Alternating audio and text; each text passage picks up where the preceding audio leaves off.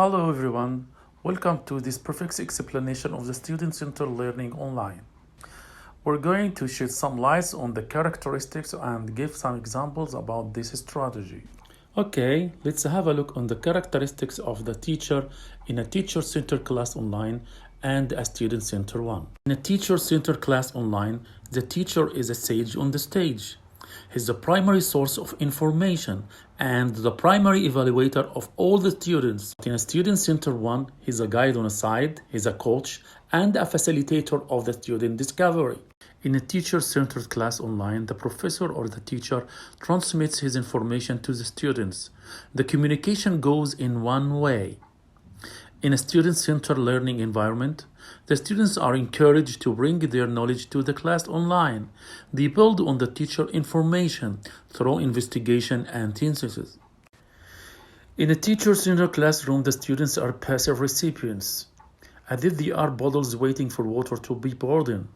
In a student-centered one, the students are actively engaged in their learning. They bring ideas and critical thinking into the class. In a teacher-centered learning environment, there is an emphasis on acquiring knowledge out of context. For example, study these 2 units because there is a quiz on Sunday. In a student-centered classroom, the emphasis is on real-world application. How this information applies to my choosing career? How can I use this information in real life? The teacher-centered environment is all the time competitive and always individualistic. However, in the student learning environment, there is more collaboration and a more supportive culture where people share ideas and strategies. They share information and they build on each other's learning. We have looked at the characteristics of the two learning environments. Now let's have a look at some examples.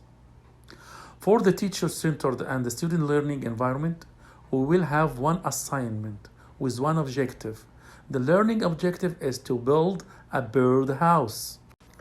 In a teacher learning environment, traditionally the teacher will stand in front of the class or screen, lecturing for an hour, and the students will take notes. Notice how the instructor has the prominent role.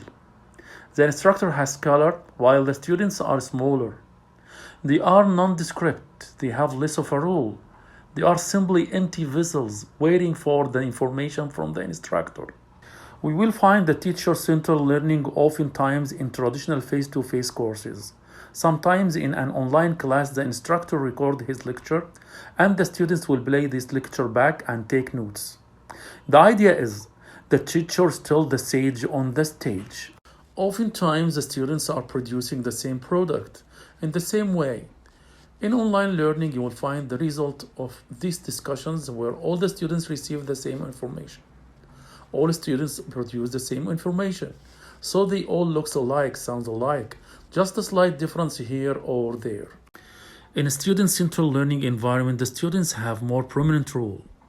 Notice they are larger, they have different colors. They are bringing knowledge to the classroom. They also bring their opinion to the classroom. This diagram represents teamwork, and this collaboration can be on individual level also. The students still can achieve the objective of building a birdhouse, but they will go about it in a different way. Because they weren't given a prescription, they can come up with solutions that are different than any other people in the class, and definitely than those of the teacher-centered learning environment. Thank you very much, my dear teachers. I hope you will benefit. Hello everyone. Welcome to this perfect explanation of the student-centered learning online.